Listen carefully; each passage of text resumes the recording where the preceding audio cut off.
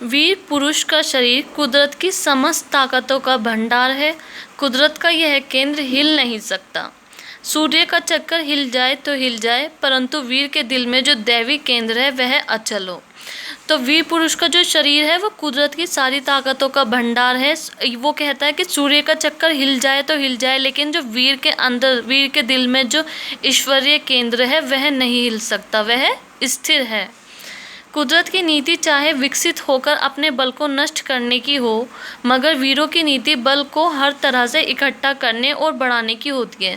कुदरत की जो नीति, जो कुदरत की चाल होती है, वो चाहे विकसित होकर, डेवलप होकर अपने बल को नष्ट करने की हो, लेकिन वीरों की जो नीति होती है वो क्या होती है कि हर तरह से बल को इकट्ठा करने की और बढ़ाने की होती है।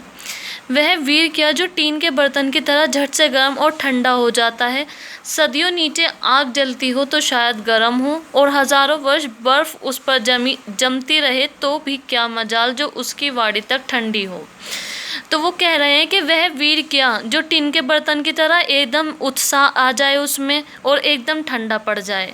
वीर तो वो होते हैं जिनके नीचे सदियों तक आग जलती रहे तो भी शायद वो गर्म हो, और हजारों वर्ष तक अगर उन पर बर्फ जमी हो तो उनकी वाड़ी, उनकी बोली क्या ठंडी हो। उसे खुद गर्म और सर्द होने से क्या मतलब, सत्य की सदा जीत होती है। यह भी वीरता का एक चिन्ह है। विजय वही होती है जहाँ पवित्रता और प्रेम है। तो वो कह रहे हैं कि उसे खुद गर्म और सर्द होने से कोई मतलब नहीं है, सत्य की सदा जीत होती है। यह भी एक वीरता का निशान है, चिन्ह है। विजय वही होती है, वही लोग जीतते हैं जहाँ पवित्रता और प्रेम होता है। दुनिया धर्म और अटल आध्यात्मिक नियमों पर खड़ी है।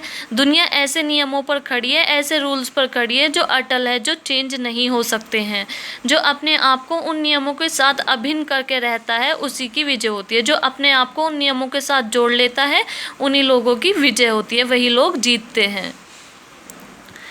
जब हम कभी वीरों का हाल सुनते हैं तब हमारे अंदर भी वीरता की लहरें उठती हैं और वीरता का रंग चढ़ जाता है। तो जब हम कभी वीरों के बारे में सुनते हैं, उनकी स्टोरी सुनते हैं, तो हमारे मन में भी ऐसे विचार आते हैं, हम भी वीरता की लहरें उठ पड़ती हैं हमारे भी अंदर वीरता का रंग चढ़ जाता है। परंतु प्राय वह चिरस्थायी नहीं होता, लेकिन वह अधिक समय तक टिकने वाला, जो हमारे अंदर जो लहरें आती है, जो हमारे अंदर विचार आते हैं, वो ज़्यादा देर तक टिकने वाले नहीं होते। इसका कारण यही है कि हम सब केवल दिखाने के लिए वीर बनना चाहते हैं, और इसका रीज़न क्या है कि हमारे अंदर इतनी देर तक, इतने समय तक वह